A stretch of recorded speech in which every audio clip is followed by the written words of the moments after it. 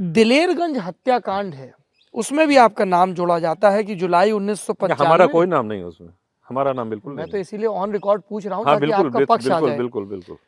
जुलाई 1995, 20 घरों को आग लगी, जी फायर ब्रिगेड गई लेकिन पानी नहीं डाला किसी के निर्देश पर, जी घर जल गए। द हिंदू में एक रिपोर्ट छपी जी। अखबार अच्छा में, वो हमने नहीं पढ़ा, लेकिन आप एक युवक ने कहा कि हमने राजा भैया को लगान देने से मना कर दिया। हेलो नमस्कार दोस्तों, कैसे हैं आप लोग। मैं उम्मीद करता हूं आप सभी लोग अच्छे होंगे। आज का इंटरव्यू बहुत ही इंटरेस्टिंग होने वाला है। रघुराज प्रताप सिंह और राजा भैया से पत्रकार साहब ने दिलेरगंज हत्याकांड को लेकर किया सवाल। राजा भैया ने दिलेरगंज हत्याकांड को लेकर किस तरह विस्तार से बताया, आगे जानने के लिए बने रहे हमारे साथ एंड तक। से मना कर दिया, बदले में गाड़ी में बांध के पूरे गांव में घुमाया गया ताकि उनकी ताकत का बयान किया जा सके, और उसके बाद ये कांड हुआ। क्या है दिलेरगंज हत्याकांड? लड़कियों की डेड बॉडी मिली, गोलियां लगी हुई थी, और भी सब बातें आई। जी बिल्कुल बताइए। दिलेरगंज गांव जहां हम लोग बैठे हैं, यहाँ से 5 किलोमीटर दूर होगा या 6 किलोमीटर होगा। ये अलग बात है कि हम और आप एक टॉक शो में बैठे हुए हैं, और हम कहें तो हो सकता है आपके लिए संभव हो या आप ना जाना चाहें, अलग बात है। लेकिन हम चाहेंगे कि आपके रास्ते में पड़ता है, ज़रा 5 मिनट वहाँ रुक के इंडिपेंडेंटली पूछते हुए जाइए। पहली बात, उस दिन हम लखनऊ में थे, विधानसभा चल रही थी जी। और ये स्टेट गेस्ट हाउस कांड का जो हंगामा हुआ, उसी के इर्द गिर्द के शायद ये 2 जून वो था, ये 6 जून था या ऐसे कुछ, या 5 जून की घटना जी है। जी। तो उस समय हर विधायक लखनऊ में था, यहाँ कोई नहीं था। जुलाई की घटना है? नहीं, जून की है? स्टेट गेस्ट हाउस, नहीं, स्टेट गेस्ट हाउस तो जून की है, ये जून की है, घटना तो ये जुलाई भी की। जून का है फिर। अच्छा, तब ये मान लीजिए कि जून की है, जी। क्यों उसी समय की बात है। 2-4-6 दिन का अंतर हो सकता है, 2-4 दिन का। अच्छा, एक बच्ची का रेप हुआ, उसमें जो विटनेस था उसको दूसरे पक्ष ने ले जा करके काट करके हत्या करी। एक पक्ष उसके बचाव में आ गया। मृतक का नाम इसमें छेदीलाल मौर्य है, वो प्रधान थे। और घरों को आग लगाई गई, कई महिलाएं उसमें डूबने से मृत्यु हुई है गंगा जी में, और ये बहुत दुखद एक हमारे क्षेत्र का वो रहा। उस समय मोबाइल फ़ोन तो छोड़ दीजिए, उस समय एसटीडी भी नहीं हुआ कर, वो डायल वाला फ़ोन हुआ करता था, बड़ी मुश्किल से जो है। तो जब हमको सूचना मिली तो हम लखनऊ में थे। मायावती जी उस समय मुख्यमंत्री थी, 2 ही 4 दिन हुए थे बने उनको, और दोनों पक्ष की तरफ से एफआईआर की गई। अभी क्या स्थिति है मुकदमे की, ये तो हम नहीं बता सकते हैं, लेकिन उससे 37 आरोपी बरी हो गए, 9 के 9 गवाह पलट गए। ये हो सकता है, पता नहीं बहुत ज़्यादा, क्योंकि वो हमारे लिए दुखद इसलिए कि हमारे क्षेत्र में घटना, और हमारे क्षेत्र में कभी दंगा या इस तरह की घटनाएं नहीं हुई हैं, और जब भी हुई हैं तो अगर तनाव भी बढ़ा है तो हमने उसको सबसाइड करने के लिए ही पूरा प्रयास किया। आप कह रहे हैं रघुराज प्रताप जी कि आपने प्रयास किया है। कुंडा का हाथीगांव थाना क्षेत्र, बलीपुर गांव, सितंबर 2 मार्च 2013 की बात बिल्कुल है। बिल्कुल, आप सीओ जियाउल हक की बात करना चाह रहे हैं? जी, मैं, और जब हमने ये सोशल मीडिया पे डाला तो मगरमच्छ के बाद दूसरे सबसे ज्यादा सवाल इसी पर आए, जियाउल हक पर। जियाउल हक सीओ थे पुलिस में, ये पीपीएस ऑफिसर्स की रैंक होती है थाने के ऊपर की, सर्कल ऑफिसर की। नन्हे सिंह यादव नन्हे यादव ने बबलू पांडे से जमीन खरीदी, फिर उनका कामता पाल से विवाद हो गया।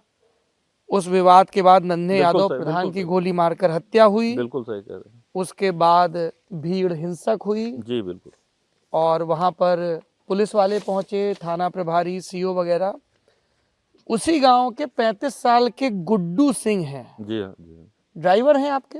ना, कभी हुआ करते थे। तब थे? ना, तब नहीं थे, उसके पहले थे। अच्छा। तो लोगों ने कहा कि ये रघुराज प्रताप के खास आदमी हैं गुड्डू सिंह, उन पर भी इल्जाम लगे। और सीओ की पत्नी जो है, उन्होंने बाकायदा नामजद एफआईआर करवाई। और ये भी है कि जब मैं आपसे ये इंटरव्यू कर रहा हूं तो कुछ ही दिन पहले हाई कोर्ट ने सीबीआई की डीएसपी ज़ियाउल हक की मृत्यु के मामले में जो क्लोजर रिपोर्ट दाखिल हुई है उसको स्वीकारने से इनकार करके बिल्कुल। दोबारा जांच के लिए कहा है। बिल्कुल क्या है आपका पक्ष? बिल्कुल। सबसे पहले तो आपको हृदय से धन्यवाद कि आपने ये विषय उठाया। जी। वाकई कह रहे हैं हम, वाकई धन्यवाद दे रहे हैं आपको। विवाद के कारण प्रधान की हत्या हुई। पुलिस ने प्रधान को ले जाया गया हॉस्पिटल, हॉस्पिटल में मृत घोषित किया गया। वहां से पुलिस को पीएम के लिए ले जाना चाहिए था, लेकिन हॉस्पिटल से वो गाड़ी प्रधान जी के शव को लेकर के गांव वापस आ गई। तब पुलिस को याद आया कि इनको तो पीएम के लिए, पोस्टमार्टम के लिए ले जाना पोस्टमार्टम होना चाहिए। था। जी इस विषय में काफी घंटों बीत गए, इधर आक्रोश बढ़ा था। जी। और चूंकि एक किंवदंती एक ये साहब, कुंडा में पत्ता भी हिलता है तो बिना राजा भैया के नहीं है, ये सब डायलॉग सुनने में एक मतलब जो फिल्मी डायलॉग से प्रभावित पत्रकार होते हैं वो भले कहें या तो कुंडा में जो भी होता है वो कहीं ना कहीं से हमसे जोड़ दिया जाता है। लेकिन बहुत अच्छा आपने प्रश्न किया। अब उस बॉडी को लेने के लिए पुलिस फिर आई। चलिए, इधर गांव वाले आक्रोशित थे, गांव वालों ने पुलिस पार्टी पे हमला कर दिया।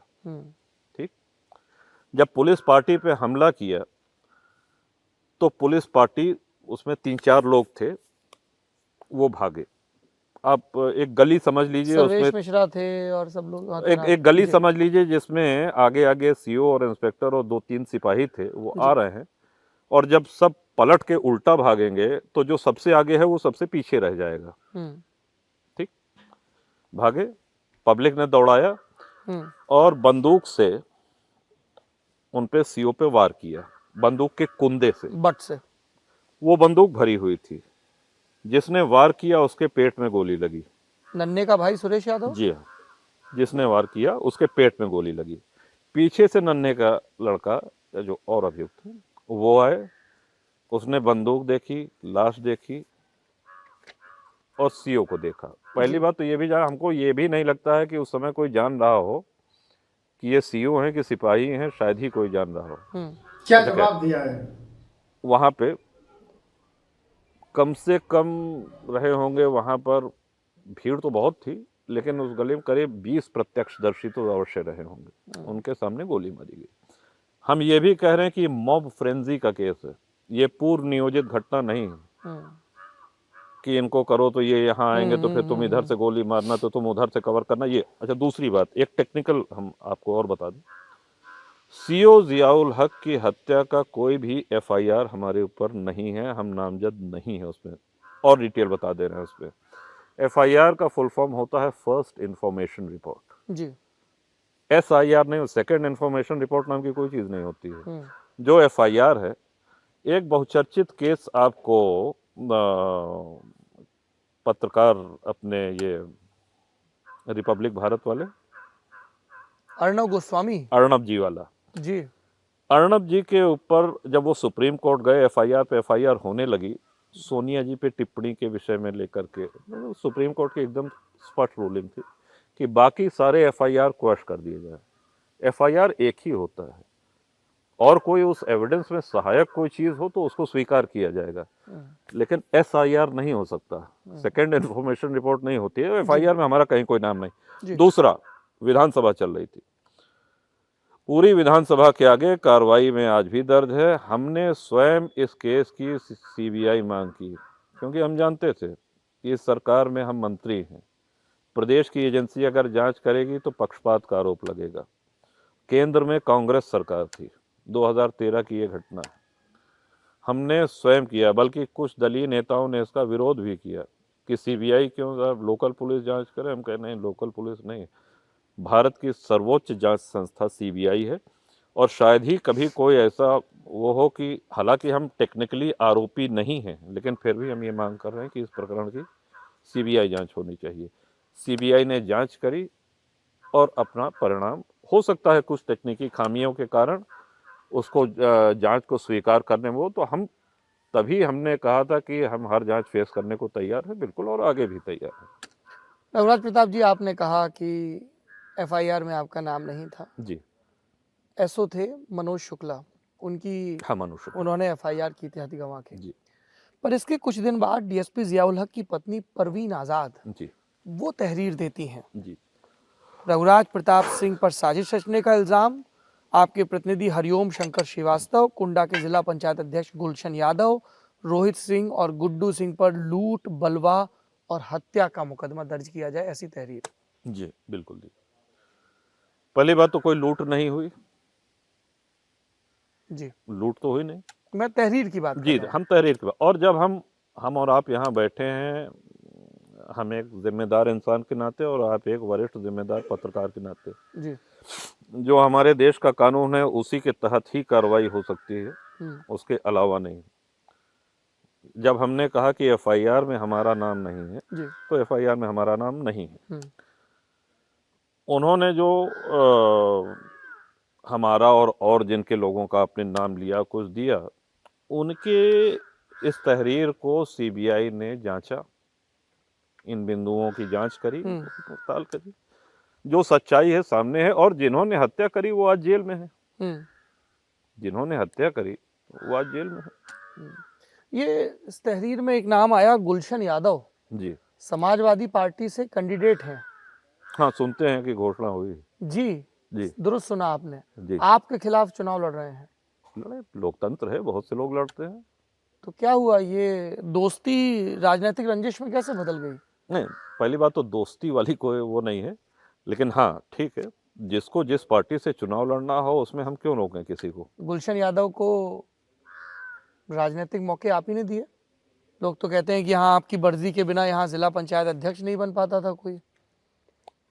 मर्जी के बिना तो हम नहीं कहेंगे, लेकिन जिला पंचायत अध्यक्ष जिसको चाहा है वही बना है, वो जीता है और लोकतांत्रिक ढंग से चुनाव लड़ा के जीता है। और जिला पंचायत अध्यक्ष ही नहीं, चाहे ब्लॉक प्रमुख हो, आएंगे उस पे भी आएंगे। और वो मैं उम्मीद करता हूँ आपको ये इंटरव्यू पसंद आया होगा। ऐसे ही जबरदस्त डिबेट शो और न्यूज देखने के लिए हमारे चैनल को सब्सक्राइब करें, वीडियो को शेयर करें। मिलते हैं ऐसी एक और धमाकेदार न्यूज के साथ।